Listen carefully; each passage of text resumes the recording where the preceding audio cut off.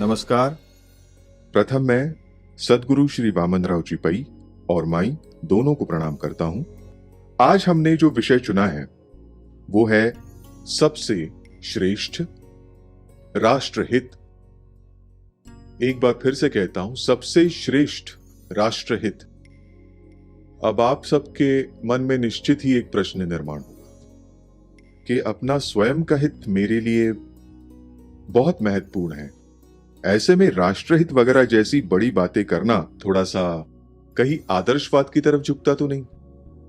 मैं सच कहूं तो इसमें कहीं भी आदर्शवाद नहीं, यहां जो है वो वास्तववाद है। इसका कारण भी आप धीरे धीरे समझेंगे। मैं क्यों ये सब बता रहा हूं कि राष्ट्रहित ही सबसे श्रेष्ठ हित है, क्यों, ये आप जल्द ही समझ जाएंगे।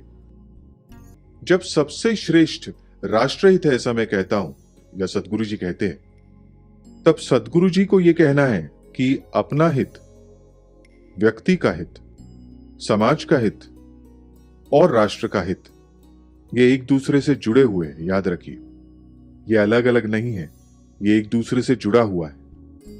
क्योंकि हमारे अपने हित, हमारी प्रगति से समाज की प्रगति होती है, समाज की प्रगति से राष्ट्र की प्रगति होती है। वैसे ही राष्ट्र की प्रगति होने से हमारी प्रगति होती है, क्योंकि राष्ट्र और हम अलग नहीं है। याद रखिए, व्यक्ति से व्यक्ति जुड़ने से समाज बनता है, और समाज से समाज जुड़ता है तब राष्ट्र बनता है, और राष्ट्र से राष्ट्र जुड़ने से विश्व बनता है। इसलिए सद्गुरु जी अगर राष्ट्रहित को महत्व देते हैं, मतलब सद्गुरु जी ने हमें बहुत व्यापक बनाया है। आज हमारी दृष्टि पर गौर करें या आज हमारी मानसिकता पर गौर करें तो क्या है? आज हम मैं, मुझे और मेरा इसी में अटके हुए, मैं, मुझे और मेरा, ये बोझ लेकर हम घूम रहे सब जगह। ये जो संकुचित वृत्ति हमारी हो चुकी है, मैं, मुझे और मेरा, के आगे हम कुछ देखना ही नहीं चाहते। ये जो संकुचित वृत्ति है, सद्गुरु जी इसे हटाकर हम सबको मैं से हम सब की ओर ले जाना चाहते हैं। इसका अर्थ क्या है? मैं, मुझे और मेरा, इससे ऊपर उठकर सद्गुरु जी हम सबको, हम सब, सबको और सबका तक हमें ले जाना चाहते हैं।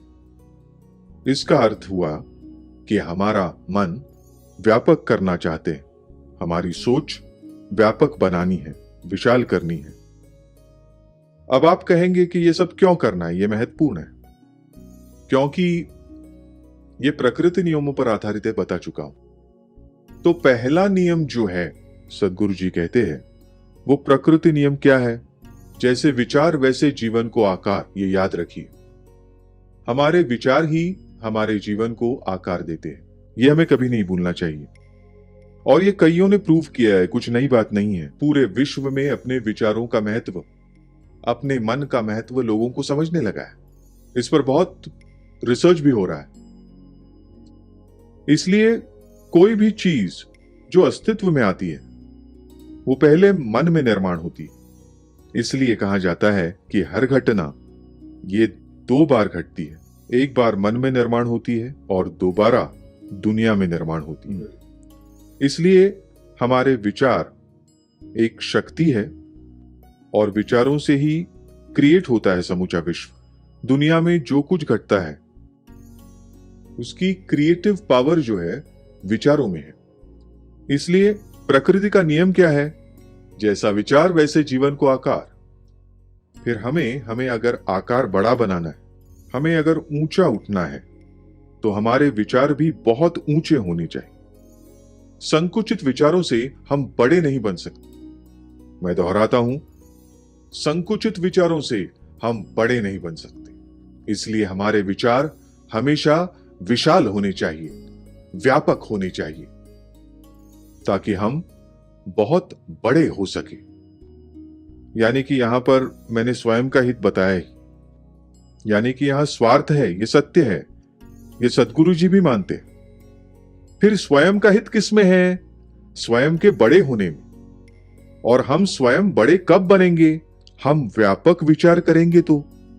इस तरह ये एक दूसरे पर निर्भर है।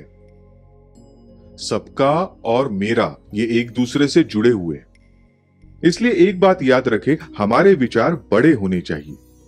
जनरली सब लोग विचारों को बड़ा करने की सीख देते, आए दिन इस पर कई किताबें भी निकली है, बिग थिंकिंग, थिंकिंग बिग वगैरह। पर उनका थिंकिंग बिग यानी कितना बिग होता है? बस मैं बड़ा कैसे बनूंगा या फिर मैं कितना बड़ा बनूंगा, ये विचार करना यानी बिग थिंकिंग। समझे आप? इसीलिए इस बिग थिंकिंग से भी आगे सदगुरु जी सोचते हैं। सदगुरु जी कहते हैं, मात्र मैं बड़ा नहीं, सब लोग बड़े होने चाहिए, सबका भला होना चाहिए। सिर्फ मेरा नहीं, मेरा तो होना ही चाहिए, पर सबका भला होना चाहिए, सबका कल्याण होना चाहिए, सबको सफल होना चाहिए, सबकी बरकत होनी चाहिए। यानी क्या?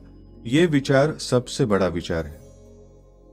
मुझे बड़ा बनना है, यह छोटा विचार है, परंतु सब बड़े बनेंगे, सब बड़े बन जाए, यह विचार बहुत बड़ा विचार है, याद रखिए।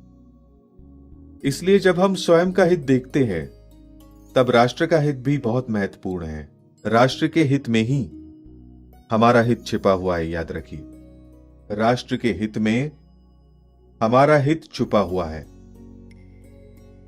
इसलिए राष्ट्र हित को सदगुरु जी ने सबसे ज्यादा महत्व दिया है। सदगुरु जी ने एक नाव का उदाहरण दिया है। हम सब एक नाव में बैठे हैं। नाव अगर डूब गई तो हम सब डूबेंगे। इसलिए नाव सुरक्षित रहनी चाहिए। इसलिए राष्ट्र जब तक सुरक्षित रहेगा और राष्ट्र की जितनी तरक्की होगी उतनी हमारी भी तरक्की उसके साथ होने वाली। इसलिए सदगुरु जी ने व्यक्ति हित का महत्व है, पर उससे ज्यादा राष्ट्रहित को महत्व दिया है। और इस राष्ट्रहित द्वारा हम अपना हित प्राप्त करने वाले हैं, अपना स्वार्थ साध्य करने वाले हैं। इसलिए सदगुरु जी कहते हैं कि स्वार्थी होना और स्वार्थ जतन करना, इसमें फर्क है। स्वार्थी तो हर कोई होता है, मैं मुझे करने वाले सभी है। मुझे मिलना चाहिए, मुझे बड़ा होना चाहिए, ये सभी कहते हैं, इसमें कोई बड़ी बात नहीं। पर ये स्वार्थ का जतन करना, यानी जब सबके स्वार्थ की रक्षा आप करते हैं, तब आप सही मायनों में स्वयं के स्वार्थ की रक्षा करते हैं। यह विषय बहुत गहरा है, पर मैं संक्षेप में आपको बताता हूं, इसलिए ठीक से समझ लीजिए। सदगुरु जी ये कहते हैं कि राष्ट्र की प्रगति, जब हम कहते हैं राष्ट्र की प्रगति में ही हमारी प्रगति बसी हुई है। इसलिए सदगुरु जी ने ये जो जीवन विद्या दी है, ये सदगुरु जी कहते हैं कि साइकोलॉजी, पैरासाइकोलॉजी और मेटाफिजिक्स, इसका मतलब है कि मन का शास्त्र और अध्यात्म शास्त्र, इन दोनों का मिलाप इस जीवन विद्या में है। इसलिए जब सदगुरु जी कहते हैं कि प्रगति होनी चाहिए, प्रगति माने क्या? ये याद रखिए कि सदगुरु जी ने प्रगति के 2 भाग किए। हम जब हमारी प्रगति कहते हैं या देश की प्रगति कहते हैं, तो इस प्रगति के 2 भाग किए हुए हैं। एक भाग है उत्कर्ष यानी मटेरियल प्रोग्रेस, और दूसरा भाग है उन्नति यानी साइको स्पिरिचुअल प्रोग्रेस। मतलब मानसिकता में बदलाव या मानसिकता में उन्नयन, मन का उन्नयन। मतलब क्या? मानसिकता व्यापक बनाना, अपना मन व्यापक बनाना, अर्थात मन का उन्नयन यानी कि उन्नति। इसलिए अपनी प्रगति अगर हम साध्य करना चाहते हैं तो अपना उत्कर्ष होना तो जरूरी है, मटेरियल प्रोग्रेस होना ही चाहिए, और उसी के साथ हमारी उन्नति भी होनी चाहिए। उन्नति का साथ अगर हमारे उत्कर्ष को नहीं मिला तो वो उत्कर्ष अधूरा होता है, याद रखिए, झूठा होता है। उत्कर्ष कायम नहीं रह सकता, इसलिए उत्कर्ष को उन्नति का साथ होना ही चाहिए। इसलिए राष्ट्र की प्रगति विचार करते समय भी राष्ट्र का उत्कर्ष, राष्ट्र की उन्नति। अब राष्ट्र की उन्नति यानी क्या? राष्ट्र में जो सभी लोग हैं उनकी मानसिकता को बदलना, उनकी मानसिकता को व्यापक करना, उन मनों का सबका उन्नयन करना, इसी में राष्ट्र की उन्नति है।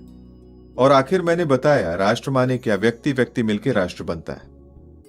इसलिए तरक्की का मात्र एक तरफा होना यानी उत्कर्ष की तरफ से होना यह हानिकारक होता है राष्ट्र की दृष्टि से और अपनी भी। इसलिए राष्ट्र में लोगों की मानसिकता बदलना, उनके उत्कर्ष के साथ, उनके विकास के साथ उनकी उन्नति होना भी जरूरी है, ऐसा सद्गुरु जी ने कहा है।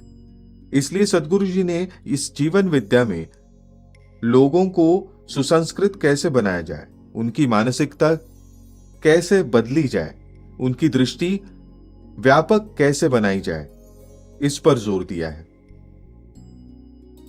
अब इसमें सद्गुरु जी क्या बताते हैं कि राष्ट्र प्रगति करते समय अगर वह एक पैर से होगी यानी उत्कर्ष की तरफ से, तो वो अधूरी होती है।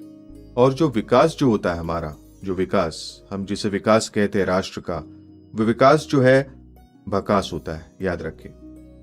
इसलिए विकास को अगर सुसंस्कृतता और विवेक का साथ मिले तो फिर ये जो विकास है वो झकास हो जाता है। हमें हमारे राष्ट्र का विकास करना है, पर उसके साथ विवेक की जोड़ भी देनी है। और विवेक की जोड़ देने का मतलब ही जीवन विद्या की जोड़ देना, ये याद रखिए। और उसी दृष्टि से सद्गुरु जी ने इस जीवन विद्या मिशन की स्थापना की है। और इस मिशन के द्वारा सद्गुरु जी के विचार, जीवन विद्या के विचार हम बचपन से ही यानी बाल, छोटे बच्चे, इनफैक्ट गर्भ से ही हम ये संस्कार सब पे करते हैं।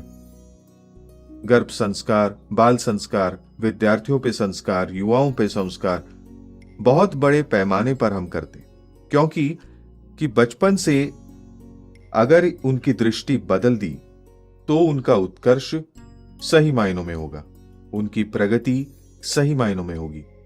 इसलिए सद्गुरु जी ने यह विचार प्रस्तुत किया कि साइको स्पिरिचुअल प्रोग्रेस। इसलिए स्पिरिचुअल, हम जब स्पिरिचुअल कहते हैं तो हमारे माथे पे शिकन आती है। आध्यात्मिक शब्द इस्तेमाल करने पर लोगों को जरा माथे पर शिकन सी आती है। अब सद्गुरु जी ने साइको स्पिरिचुअल कहा है। साइको स्पिरिचुअल माने क्या, तो उसके कुछ प्रिंसिपल्स हैं।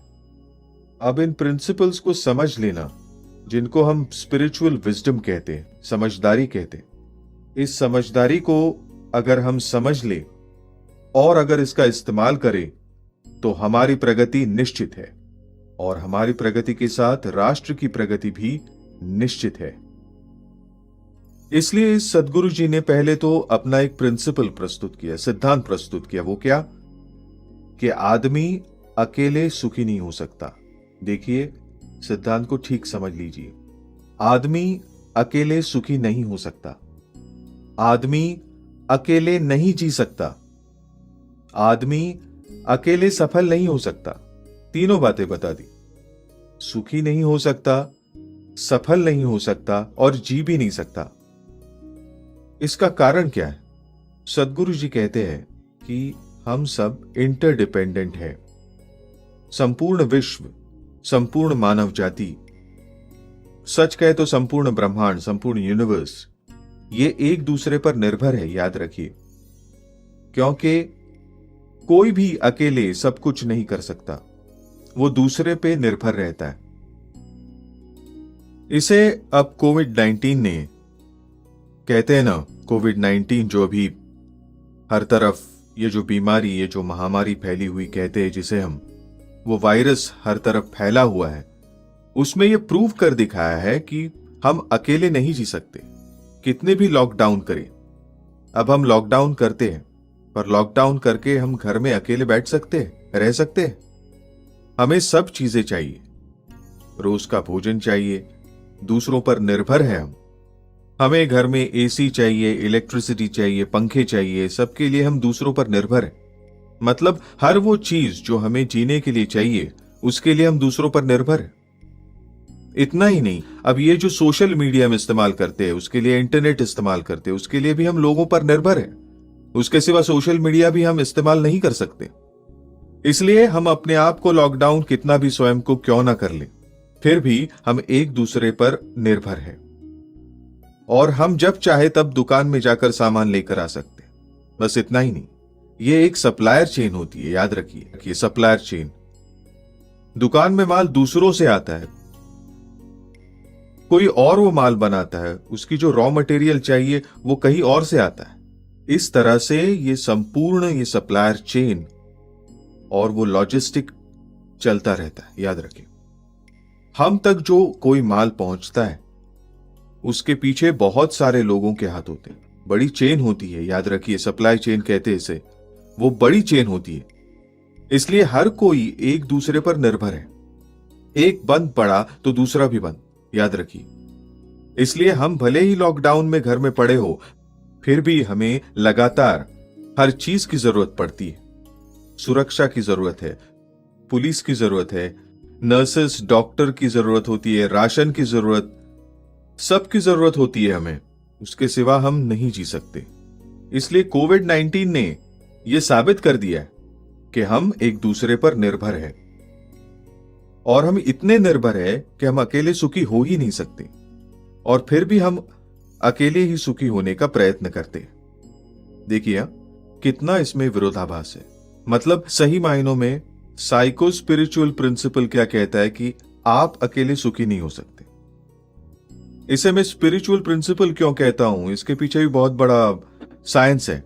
फिर भी संक्षिप्त में बताता हूं कि हम एक दूसरे पर निर्भर हैं। मतलब क्या, इस संपूर्ण सृष्टि में, संपूर्ण विश्व में, संपूर्ण ब्रह्मांड में जो कुछ भी निर्माण हुआ है, चाहे वो पहाड़ हो, पानी हो, सूरज हो, या फिर ग्रहमाला हो, या फिर मनुष्य हो या प्राणी हो, सब कुछ जो निर्माण हुआ है उसे सद्गुरु जी व्यवस्था कहते हैं। ये जो संपूर्ण ब्रह्मांड की जो व्यवस्था निर्माण हुई है, ये संपूर्ण व्यवस्था, इसके हम एक छोटे छोटे पार्ट्स है, अंश है, याद रखिए। इसलिए हमारी जो व्यवस्था है, मनुष्य के तौर पर हमारी जो व्यवस्था है, ये संपूर्ण ब्रह्मांड की व्यवस्था का एक अंश है। इसलिए कहते हैं ना, परमेश्वर ये संपूर्ण एक है और वो अंश रूप से हम सब में है, ऐसा कहते हैं। उसका कारण यही है। इसलिए परमेश्वर व्यवस्था रूप में सर्वत्र बसा हुआ है। मतलब व्यवस्था रूप में वो व्यक्त हुआ है। जो अव्यक्त परमेश्वर है वो संपूर्ण विश्व में, विश्व रूप में, ब्रह्मांड रूप में प्रकट हुआ है। और कैसे प्रकट हुए हैं कि जो कुछ भी निर्माण हुआ है, वो हर एक चीज, वो हर एक बात, ये एक व्यवस्था है, और ये व्यवस्था दूसरी व्यवस्था पर निर्भर है, याद रखिए। इसलिए आपने देखा होगा कि सूरज के चारों ओर सारे ग्रह घूमते हैं, पृथ्वी भी घूमती है, पृथ्वी के चारों ओर चंद्रमा घूमता है, और पृथ्वी हम सबको लेकर घूम रही है। ये सब एक दूसरे पर निर्भर है, याद रखिए। सूर्य है इसलिए हमें रोशनी मिलती, सूर्य है इसलिए पानी से बादल निर्माण होते, बादलों के पानी से हमें मीठा जल मिलता है। सारे जो प्राणी हैं वो भी हमारे लिए व्यवस्था है, याद रखिए। मतलब सद्गुरु जी कहते हैं कि संपूर्ण ब्रह्मांड की व्यवस्था अगर एक ही माने, यानी कि परमेश्वर एक, वैसे ही परमेश्वर के निर्माण की हुई ये बड़ी व्यवस्था अगर हम एक मान ले तो हमारी व्यवस्था एक अंश है, और हम सब अंश अंश रूप से सारी व्यवस्था एक दूसरे से संबंधित, एक दूसरे पर निर्भर और एक दूसरे से कनेक्टेड, याद रखिए। इसलिए कोई भी चीज अगर बिगड़ जाए, कल अगर हवा बंद हो गई तो हम जी नहीं सकेंगे। इसलिए हमें जो जो चाहिए होता है वो बाहर से हमें मिलते रहता है। अन्न, पानी, वस्त्र, सब कुछ बाहर से प्राप्त होता है। इसलिए हम एक व्यवस्था है, और इस दुनिया में बाकी सब व्यवस्थाएं हैं। अब दुनिया की व्यवस्थाएं छोड़ दो, अब हर एक मनुष्य भी हमारे लिए एक व्यवस्था है। तो जो ये वो व्यवस्था हमारे लिए पूरक और पोषक है, और हमारी व्यवस्था उसके लिए पूरक और पोषक है। इसलिए हम एक दूसरे से संबंधित है, एक दूसरे पर निर्भर है, ये याद रखिए। अब आप जो कुछ भी निर्माण करते हैं, आप स्वयं, आपका उद्योग हो, व्यापार हो, आप जो कुछ भी बनाते हो, उसका उपयोग दूसरे लोग करते हैं, समाज के दूसरे लोग करते हैं, और समाज के लोग जो बनाते हैं उसका उपयोग हम करते हैं, ये याद रखिए। इसलिए ये लेन देन चल रही है हर किसी की। हर कोई कुछ ना कुछ उत्पादन करते रहता है, कुछ तो करता है, सर्विस देता है। वो सर्विस दूसरे के काम आती है और दूसरों की हुई सर्विस हमारे काम आती है। फिर हम क्या मांगते हैं? हम हमेशा कहते हैं कि मुझे हर चीज बेस्ट मिलनी चाहिए। हम टीवी खरीदने गए, बेस्ट टीवी चाहिए हमें। डॉक्टर के पास गए, डॉक्टर की सर्विस बेस्ट होनी चाहिए। जरा भी खोट हमें मंजूर नहीं। समय बर्बाद होना, किसी भी तरह का फेल्यूर पसंद नहीं। तो डॉक्टर भी हमें बेस्ट सर्विस देनी चाहिए, पुलिस ने हमें बेस्ट सर्विस देनी चाहिए, हर मैन्युफैक्चरर ने हमें बेस्ट प्रोडक्ट देना चाहिए। ये हम चाहते हैं। वैसे ही हम जो निर्माण करते हैं, वो जो प्रोडक्ट बनाते हैं, वो दूसरों को चाहिए होता है। तब उनकी क्या अपेक्षा हो सकती है? उनकी भी अपेक्षा बेस्ट की ही होती, याद रखिए। इसलिए हमारा क्या काम है? हम जब दूसरों के लिए पूरक और पोषक काम कर रहे हैं, तो हमारा काम हमेशा अच्छी क्वालिटी का ही होना चाहिए। समझे आप? इसलिए हमें हमेशा याद रखना होगा कि हम जो कुछ भी करें, सेवा करें, सर्विस करें या प्रोडक्शन कहिए, वो हमेशा बेस्ट ही देना होगा हम लोगों को। इसलिए इसके पीछे हमारी क्या कहते हैं उसको, जो मानसिकता होनी चाहिए कि मैं दूसरों पर निर्भर हूं, दूसरे मुझ पर निर्भर है।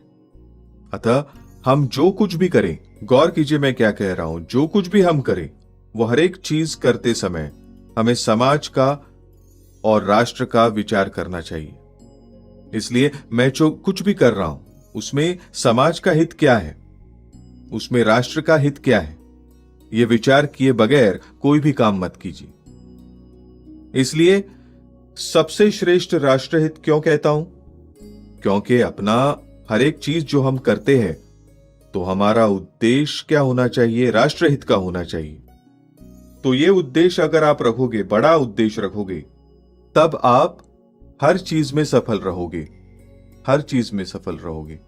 सिर्फ सफल नहीं, सफलता के साथ सुखी भी होगे, आप संतुष्ट भी होगे, आपको शांति भी मिलेगी। इसलिए सद्गुरु जी कहते हैं कि उत्कर्ष के साथ उन्नति भी चाहिए। मतलब क्या? उत्कर्ष मतलब आपको पैसे वैसे सब कुछ अच्छा मिलना ही चाहिए, नो डाउट अबाउट इट। पर इसके साथ अगर आपकी दृष्टि ना बदले, तो चाहे जितना पैसा कमाओ, कितने भी बड़े हो जाओ, फिर भी आपके मन में संतोष, शांति, सुख नहीं होगा। इसलिए हार्मोनियस अगर आपको जीना है, हार्मोनियस माने क्या? सब दृष्टि से बैलेंस्ड जीवन। मतलब पैसा भी चाहिए और सुख, समाधान, शांति सब कुछ चाहिए। यश भी चाहिए, हमें सत्ता अच्छी मिलनी चाहिए, ये सब आपको चाहिए हो। ऑल बैलेंस लाइफ चाहिए, जिसे हम हार्मनी कहते हैं। हार्मोनियस लाइफ अगर हमें चाहिए, तो हमें हमेशा सबका सोच के काम करना चाहिए। तो हम बचपन में बच्चों को क्या संस्कार देते? तुम पढ़ाई क्यों कर रहे हो?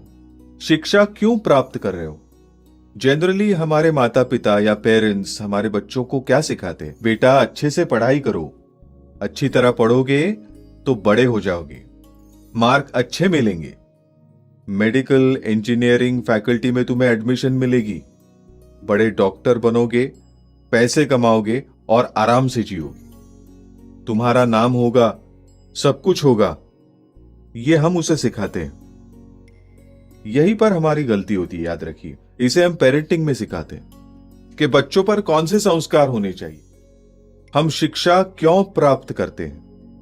हम जो शिक्षा प्राप्त करते हैं ना, वो ज्ञान के लिए प्राप्त करते। पहली बात, इस ज्ञान को संपादित करते वक्त ये ज्ञान किस लिए? तो समाज की तरक्की के लिए और राष्ट्र की तरक्की के लिए इसका उपयोग हो, इसलिए इस ज्ञान को मैं प्राप्त कर रहा हूं। इसलिए पढ़ाई सिर्फ मार्क्स के लिए नहीं करनी है हमें। पढ़ाई जो हम करेंगे वो ज्ञान के लिए करेंगे, ये याद रखना। ज्ञान के लिए करें और इस ज्ञान का उपयोग राष्ट्र की तरक्की के लिए। ऐसा जब तुम्हारा उद्देश्य होता है, ज्ञान के लिए जब तुम पढ़ाई करते हो, तो मार्क्स अपने आप मिलते। मार्क्स आना कठिन बात नहीं, आसानी से मिलते। और जब आप बड़े बन जाते हो, आप सिर्फ अपने बारे में नहीं सोचते हो, तब आप क्या विचार करते हो, मैं डॉक्टर क्यों बना? सब लोगों का स्वास्थ्य अच्छा करने के लिए। मुझे समाज का स्वास्थ्य ठीक करना है और राष्ट्र के हित के लिए मैं डॉक्टर बना हूं। मैं इंजीनियर क्यों बना हूं? राष्ट्र हित के लिए, राष्ट्र की प्रगति के लिए। और इस तरह आपके पास जब बड़ा उद्देश्य होता है, बड़ा संकल्प होता है, तब आपका उत्कर्ष होना ही अपने आप, उसके लिए कुछ करने की जरूरत नहीं, अपने आप होता है। इसलिए उद्देश्य राष्ट्रहित का और हमारा काम सटीक। हमारा काम कैसा होना चाहिए? सटीक होना चाहिए, ईमानदारी से और अच्छा। क्वालिटी काम हमें हर बार करना चाहिए। इसलिए उद्योजक जब उद्योग का निर्माण करते हैं, अब हमारे प्रधानमंत्री जी ने हमें बताया है, हमें आत्मनिर्भर होना चाहिए। अब राष्ट्र आत्मनिर्भर कब बनेगा? जब राष्ट्र का हर एक मनुष्य जब स्वयं उद्योजक बनेगा, स्वयं अच्छा काम करेगा, क्वालिटी काम करेगा, तब राष्ट्र आत्मनिर्भर होगा। याद रखिए, राष्ट्र आत्मनिर्भर यानी कि राष्ट्र नहीं होता, राष्ट्र की जनता आत्मनिर्भर होनी चाहिए। इसलिए आज जो हम कोविड-19 के बाद, पोस्ट कोविड-19, इस बारे में बहुत लोग आपको नेगेटिव विचार देते हैं। बहुत लोग आपको नेगेटिव विचार देते हैं। क्या कहते हैं कि कोविड-19 के बाद, पोस्ट कोविड-19 बहुत मुश्किलें हैं, सब अंधकार है, बहुत प्रॉब्लम्स है, लोगों के हाल बेहाल होने वाले, वगैरह वगैरह वगैरह। पर इसके पहले भी ऐसे कई संकट आकर चले गए, पर कुछ नहीं हुआ, याद रखिए। और इस कोविड-19 के बाद फिर एक बार ताकत से खड़े रहेंगे, याद रखिए। इनफैक्ट राष्ट्र महासत्ता होने की ये शुरुआत है, ऐसा मैं मानता हूं। और यही विचार अपने मन में हमें दृढ़ करना चाहिए। यही विचार अपने मन में दृढ़ करना चाहिए। आप कहेंगे कि हमें दिखाई दे रहा है कि हालात कितने खराब हैं। हालात कैसे भी हो, उनसे मार्ग मिलता ही है। मार्ग मिलेगा कब? अगर आप सोचो तब। आप विचार ही, शस्त्र ही अगर आप नीचे रख देंगे तो विजय कैसे प्राप्त होगा? और हमारा शस्त्र कौन सा है? विचार ही हमारा शस्त्र है। इसलिए सदगुरु जी ने दूसरा सिद्धांत प्रस्तुत किया। पहला सिद्धांत मैंने क्या बताया? जैसा विचार वैसा ही जीवन को आकार। उसी पर आधारित सदगुरु जी ने दूसरा सिद्धांत बताया। क्या है वो? मनस्थिति बदलिए, परिस्थिति बदलेगी। गौर कीजिए, मनस्थिति बदलिए, परिस्थिति बदलेगी। इसलिए हम लगातार अपने आप पर आघात करते हैं कि आज कोविड-19 ने बहुत बड़ा प्रॉब्लम क्रिएट किया है। सब लोग घबराए हुए हैं। घबराने वाली स्थिति है भी, नकारूंगा नहीं, पर अपना ख्याल रखने की बात कोई नहीं कर रहा, सिर्फ घबराए हुए। क्योंकि आज हम मीडिया देख रहे हैं, टीवी पर देख रहे हैं, चैनल्स देख रहे हैं। अब लोगों ने जितनी गंभीरता से इस बात को लेना चाहिए, अपना ख्याल रखना, वो कोई नहीं ले रहा। इसलिए यहां भी फिर वही बात आती है फिर से। अगर बाकी के लोगों ने ख्याल नहीं रखा तो तकलीफ हमें होने वाली, हम रेड जोन में जाने वाले। क्यों? क्योंकि बाकी लोग ध्यान नहीं दे रहे। इसलिए हम फिर दूसरों पर निर्भर। हम कितना भी लॉकडाउन कर ले, कोई फायदा नहीं अगर दूसरे ने ना किया तो। इसलिए कोविड-19 ने बहुत महत्वपूर्ण विषय हमारे सामने रखा है। सबने साथ मिलकर काम करना चाहिए। अब सब लोग अगर एक साथ काम करेंगे तो सभी सुरक्षित रहेंगे। राष्ट्र सुरक्षित, समाज सुरक्षित रहेगा और हम राष्ट्र प्रगति की ओर अग्रसर होंगे। पर यह कौन समझता है? आज आप देखेंगे जो चल रहा है, लोग आज भी धर्म, पक्ष, प्रांत, इससे आगे जाने को तैयार नहीं है। वोट बैंक, इससे आगे जाने को तैयार नहीं है। आज मृत्यु दरवाजे पर खड़ी है। राष्ट्र बर्बादी की कगार पर है। ऐसे समय अपने सारे स्वार्थ एक तरफ रख देने चाहिए। एक साथ सब लोगों ने एक दूसरे से मिलकर, एक दूसरे से विचार विमर्श करके इससे मार्ग ढूंढते अगर आगे बढ़े तो कुछ भी मुश्किल नहीं, इस पर मार्ग ढूंढ सकते हैं। पर क्या हो रहा है? हम, हमारी वोट बैंक, मेरी पार्टी मेरी वोट बैंक, मेरा धर्म मेरी जाति, मेरा प्रांत, इसी में इस कदर अटके हुए कि हमारी प्रॉब्लम सॉल्व नहीं हो सकती। इसलिए सदगुरु जी कहते हैं कि मनस्थिति क्या होनी चाहिए? राष्ट्रहित। मेरा राज्य, मेरा पक्ष, मेरी संस्था, मेरी कंपनी, मेरा घर, सब कुछ छोड़कर राष्ट्रहित की रक्षा में अगर सब लोग जुट जाए तो मुझे लगता है इसमें से हम आसानी से बाहर निकल सकते। इसलिए सद्गुरु जी ने बताया, दूसरा सिद्धांत सिखाया, मनस्थिति बदलिए परिस्थिति बदलेगी। इसलिए मैं इस तरह से सोचता हूं, हम सब ने विचार अच्छे ही करने चाहिए। विचार अच्छे करने के लिए एक पैसे की भी जरूरत नहीं होती। ये पई जो सिखाते हैं ना, उसके लिए एक पैसे का भी खर्चा नहीं है। सिर्फ विचारों में परिवर्तन लाना चाहिए, बड़ा कुछ करना नहीं। क्या कह रहे हैं? विचारों में परिवर्तन लाओ, दृष्टि बदलो, बस इतना ही कह रहे हैं। तो अगर आपने ये भी नहीं किया तो मुश्किल है गुजारा, याद रखिए। इसलिए लगातार हम पर बौछार होती रहती है नेगेटिव बातों की। सच कहे तो पॉजिटिव चीजें भी बहुत है, उनकी भी बौछार होनी चाहिए लगातार। कुछ लोग कर रहे हैं, कुछ अच्छे अच्छे चैनल्स पर कुछ लोगों की मुलाकातें हो रही है। पर एक बात का ख्याल रखें कि सब लोग अगर एक साथ नहीं होंगे तो सभी मरेंगे, याद रखें, सभी मरेंगे। इसलिए हमें इस बात को ध्यान में रखना चाहिए कि मैं अकेला नहीं जी पाऊंगा, मैं अकेला सुखी नहीं हो पाऊंगा। सब लोग होने चाहिए, पूरा राष्ट्र। कोविड से मुक्ति मिलनी चाहिए, पूरे राष्ट्र में सारे उद्योग अच्छे चलने चाहिए, तभी हम सभी प्रगति के पथ पर जाएंगे, याद रखिए। इसलिए सद्गुरु जी ने जो हमें सिखाया है, दृष्टि बदलने का जो काम हमें दिया है, तो हम अब दृष्टि बदलते हैं और राष्ट्रहित की ओर ध्यान केंद्रित करते हैं, क्योंकि राष्ट्रहित ही हमारा हित है, याद रखिए। हमारा हित राष्ट्रहित में समाया हुआ है। और अगर हम ठीक से समझे तो मुझे लगता है कि कोविड-19 ने अच्छी तरह से आपको समझाया है। फिर भी हम जाग नहीं रहे, ये बात अलग है। पर कोविड-19 की वजह से हमें अच्छी तरह से समझ में आ गया है कि संपूर्ण विश्व एक दूसरे पर निर्भर है, संपूर्ण विश्व, ध्यान रखिए। इसलिए अब सबसे ज्यादा जरूरत किस बात की है? राष्ट्रीय एकता की जरूरत है। राष्ट्रीय एकता, ध्यान रहे, राष्ट्रहित अभी के लिए नहीं, कायम इसकी जरूरत है। क्योंकि हमारी दृष्टि अगर राष्ट्रहित की ओर होगी तो हम सही मायने में बड़े बनेंगे, सही मायने में।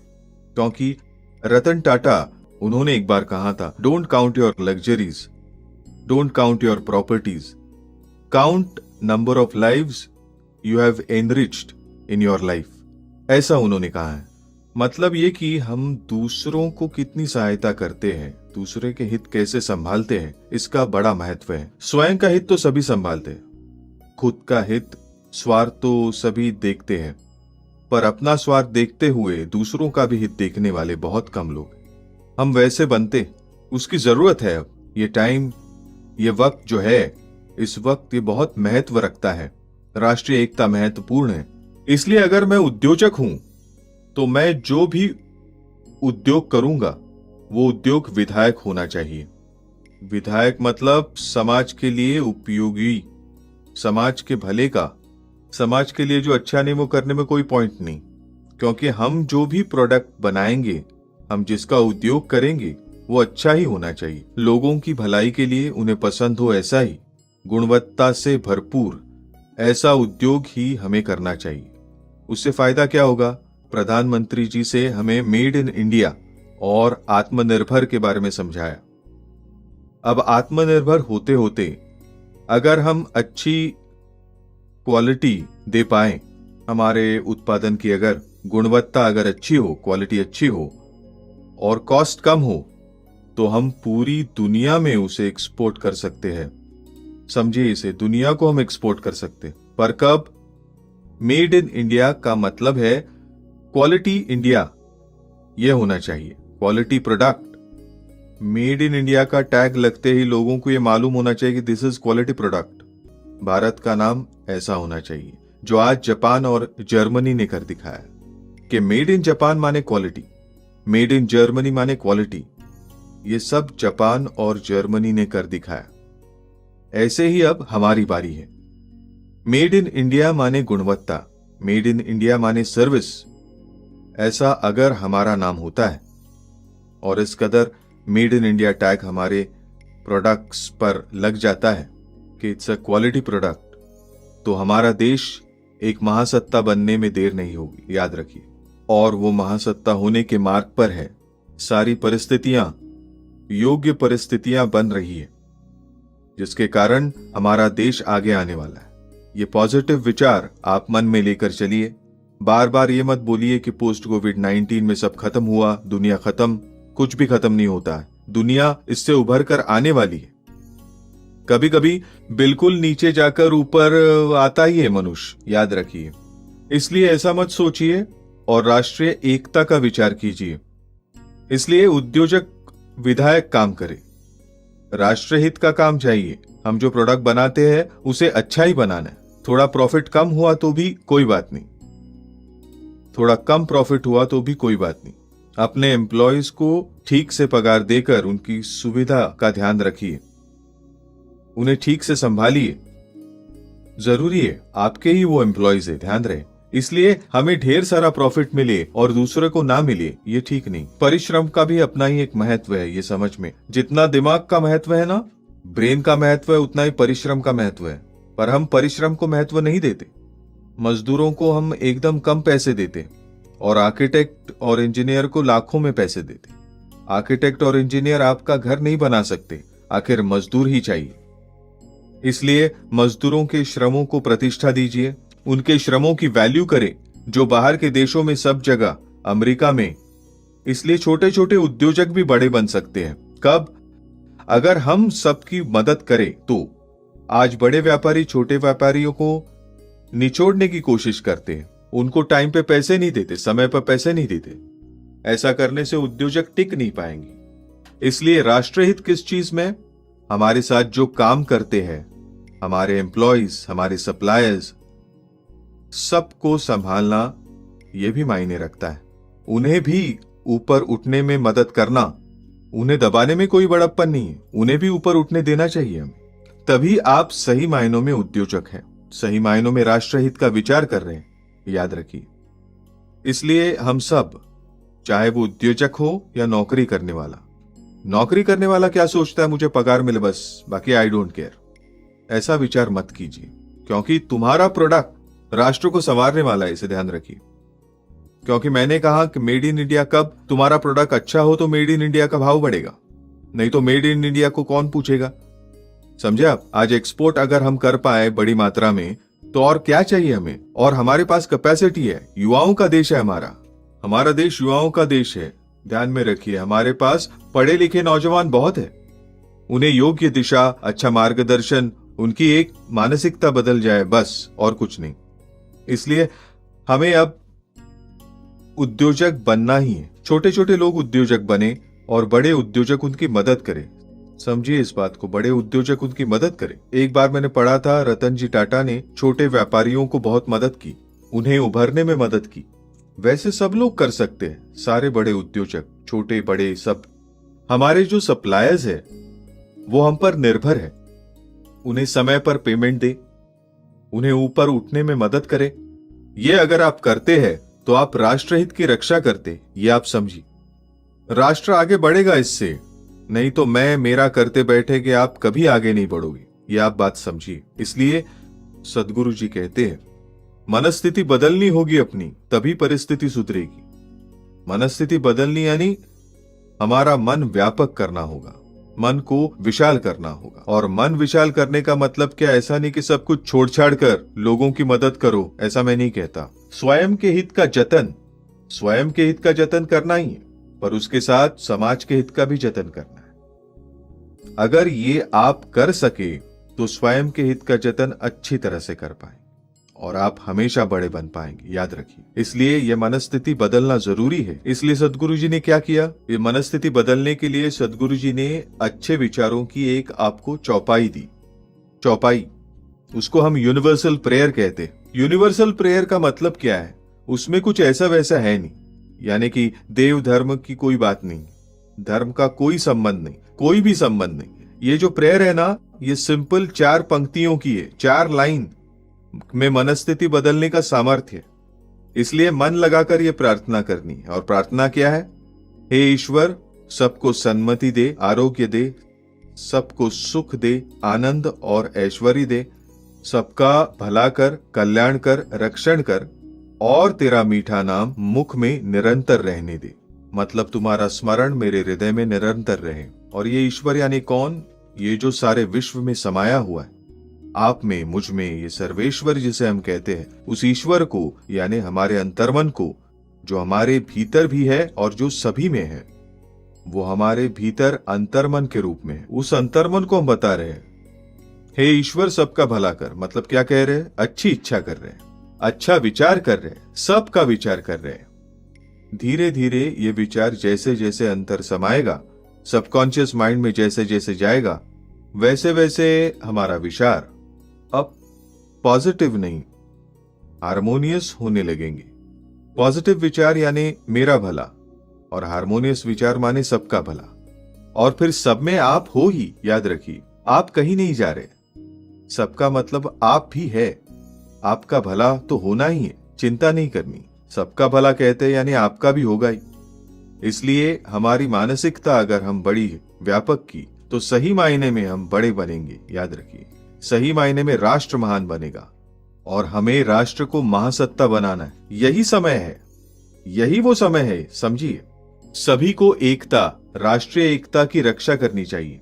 राष्ट्रहित के लिए अपना उद्योग ईमानदारी के साथ सबको संभालते हुए, सबको सपोर्ट करते हुए हमें हमारा उद्योग करना चाहिए ईमानदारी से। और विधायक काम, जो काम समाज के लिए उपयुक्त हो, समाज के लिए जो अच्छा है, समाज के लिए विघातक काम मत कीजिए।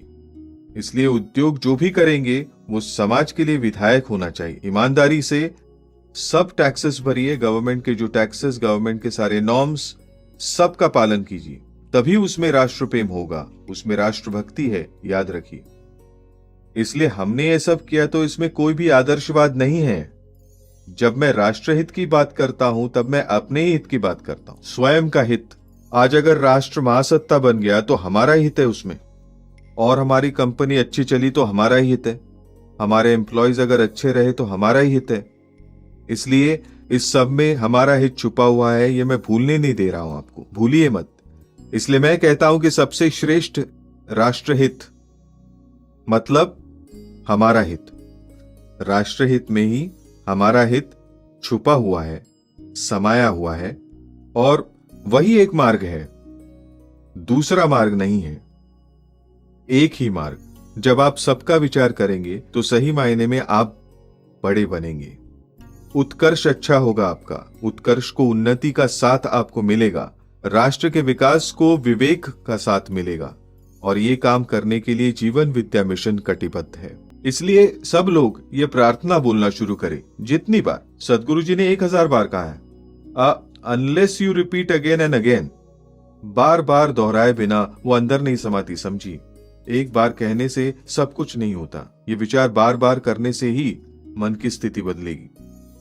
मन की स्थिति बदलनी हो तो बार बार ये विचार करना होगा, तहे दिल से करना चाहिए, उसके लिए ज्ञान चाहिए। इसलिए मैं सब बोल रहा हूं, आपको ये ज्ञान होना चाहिए, आपको ये पता होना चाहिए कि जो बोल रहा हूं उससे मेरा भी फायदा है और सबका फायदा है, ये याद रखिए।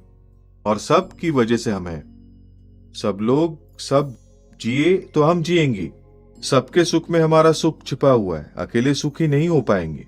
इस सिद्धांत को ठीक से ध्यान में रखिए। आज हम सब लोग अकेले सुखी होने का प्रयास कर रहे हैं, स्वयं सुखी होने का प्रयत्न कर रहे हैं। इसलिए संघर्ष, मारधाड़ हर तरफ हो रही है। क्यों? मैं कैसे सुखी बन पाऊंगा, मैं कैसे बड़ा होऊंगा? तो इस मैं से सब तक हमें पहुंचना है, मेरे हित से लेकर राष्ट्र हित तक पहुंचना है हमें।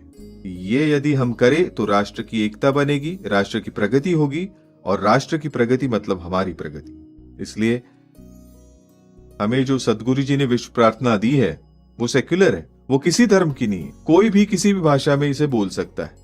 उसका भाषांतरण हमने सभी भाषाओं में किया है, मतलब उर्दू समेत सभी भाषाओं में इसका भाषांतरण किया है। इसमें ईश्वर यानी आप जो चाहते हैं वो कह सकते हैं, कहा नहीं तो भी दिक्कत नहीं, हमारा कुछ भी कहना नहीं है उसमें। अल्लाह कहे तो भी चलेगा, गॉड कहे तो भी चलेगा, कुछ भी कहिए, पर उसमें 4 महत्वपूर्ण पंक्तियां हैं, बहुत ही महत्व रखती है। उसमें किसी धर्म, किसी जाति का कोई भी संबंध नहीं, कोई भी बोल सकता है। और हमारे यहाँ सभी बोलते हैं, मुसलमानों से लेके सभी बोलते हैं, क्रिश्चियन लोग, मुसलमान लोग, सभी जाति धर्म के लोग हमारे यहाँ हैं जीवन विद्या मिशन में, वो सब बोलते हैं। इसलिए ध्यान में रखिए कि ये प्रार्थना कम से कम 1000 बार, जितनी बार हो सके बोलना शुरू करें, और आपकी मनस्थिति बदलेगी, देखना। और जैसे जैसे आपकी मनस्थिति बदलेगी वैसे वैसे आपकी परिस्थिति बदलेगी। आपको कामयाबी मिलेगी। सब कुछ करने की ताकत इन 4 पंक्तियों में याद रखिए। जय सद्गुरु, जय जीवन विद्या। हे ईश्वर सबको सन्मति दे, आरोग्य दे, सबको सुख